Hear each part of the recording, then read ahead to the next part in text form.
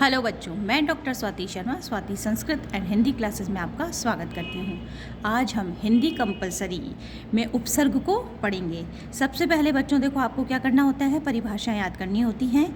तो उपसर्ग की अगर परिभाषा आ जाती है तो आपको क्या लिखना है कि उपसर्ग वे अव्यय या अविकारी शब्दांश हैं जो अन्य शब्द के पूर्व में जुड़कर उसके अर्थ में परिवर्तन या विशेषता उत्पन्न कर देते हैं।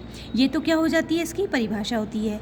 समझने के लिए आप क्या करेंगे कि जो शब्द पूर्व में जुड़कर यानी कि पहले जुड़कर के अर्थ में परिवर्तन या विशेषता पैदा करते हैं उनको हम क्या कह देते हैं, उपसर्ग। जैसे मानो होनी शब्द है, होनी का मतलब क्या होता है कि होने वाली घटना, लेकिन शब्द के पूर्व, होनी शब्द के पूर्व यदि हम निषेध अर्थवाचक उपसर्ग अन्न, अन्न भी क्या है, उपसर्ग ही है। तो होनी के पहले, पूर्व का मतलब क्या होता है, पहले, तो होनी के आगे अगर हम अन्न लगा देते हैं, जोड़ देते हैं, तो उसके योग से क्या बन जाएगा, अनहोनी शब्द बन जाएगा।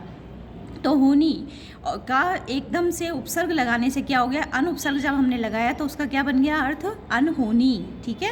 अब मैं हिंदी के कुछ उपसर्ग बता रही हूँ। वैसे आपके एग्ज़ाम में हिंदी के उपसर्ग, संस्कृत के उपसर्ग, उर्दू के उपसर्ग ये सब आएंगे। तो आज हम केवल अभी क्या पढ़ेंगे, हिंदी के उपसर्ग पढ़ेंगे। उपसर्ग किस तरीके से आते हैं, मानो दे देंगे आपको कि अ, अद, उन, औ, अन, चौ, कु, धू, ये दे दिए। अब वो कहेंगे इसका अर्थ बताइए, और हो सकता है वो ये कहें कि इस उपसर्ग का अर्थ बताते हुए उसके उदाहरण भी बताइए। तो जैसे अ उपसर्ग है तो इसका अर्थ क्या होता है, अभाव। ठीक है, अभाव है। अब इसका उदाहरण आपको लिखना है तो आप क्या लिखेंगे, अचेतन यानी कि जहाँ पर चेतनता का अभाव है। अटल यानी कि जो टल नहीं सकता है ऐसा अभाव यानी कि अटल। अथाह, अलग, अजान। तो आपको केवल ये लिखना है कि अ आ गया उपसर्ग तो आपको उसका अर्थ लिखना है अभाव, और उसके उदाहरण लिखने हैं अचेतन, अटल, अथाह, अलग और अजान। इसी तरीके से अध, अध का मतलब क्या होता है, आधा। जैसे कि अध कच्चा यानी कि जो पूरा पका हुआ नहीं है तो अध कच्चा।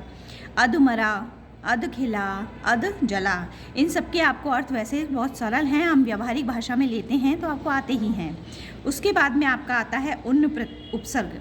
उन उपसर्ग का मतलब क्या होता है, एक कम।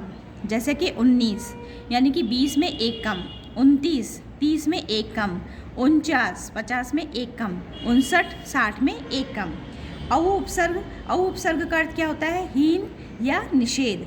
जैसे कि अवगुण, अवसर, औघट, अवतार। ठीक है।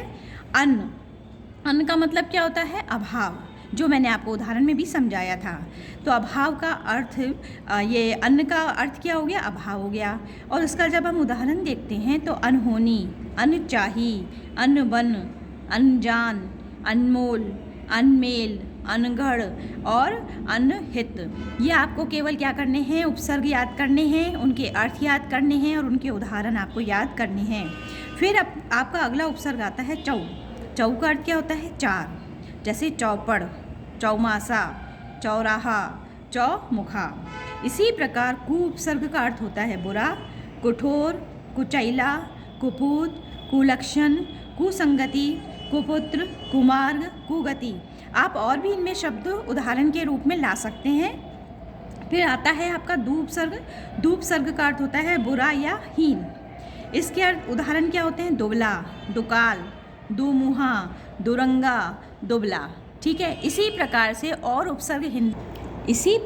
और उपसर्ग हमें आप देखेंगे कि जैसे भर उपसर्ग है तो भर का अर्थ क्या होता है, पूरा या फिर भरा हुआ।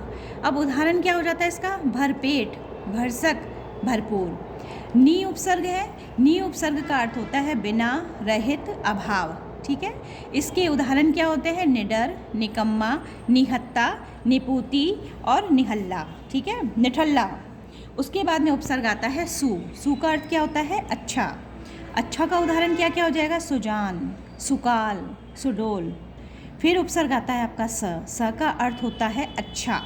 जैसे सपूत, अच्छा पुत्र, सज्जन, अच्छा व्यक्ति, सकाम, कामनाओं सहित, सजग यानी कि अलर्ट रहने वाला। ठीक है, हर चीज़ में आगे से आगे तैयार रहने वाला, हर परिस्थिति को देखने वाला।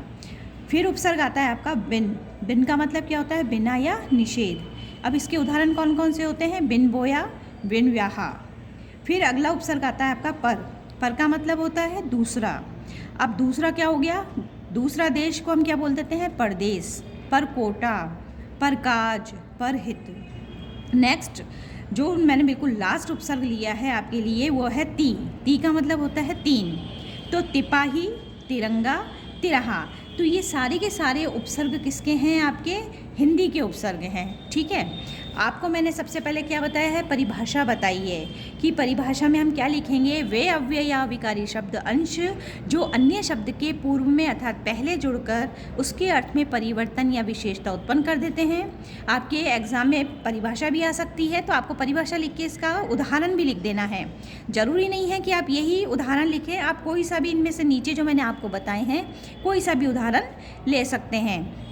आगे के वीडियो में मैं आपको संस्कृत से बने हुए उपसर्ग और उर्दू से बने हुए उपसर्ग भी बताऊंगी, क्योंकि एग्ज़ाम में कोई सा भी आ सकता है। अब आपको सबसे पहले चैनल को लाइक करना है, कमेंट्स देने हैं, और ये सब काम आप कब करेंगे? जब आप चैनल को सब्सक्राइब कर लेंगे, और बच्चों को भी आप सब्सक्राइब कराएंगे। ऑल द बेस्ट, बहुत अच्छा एग्ज़ाम करके आइएगा। धन्यवाद।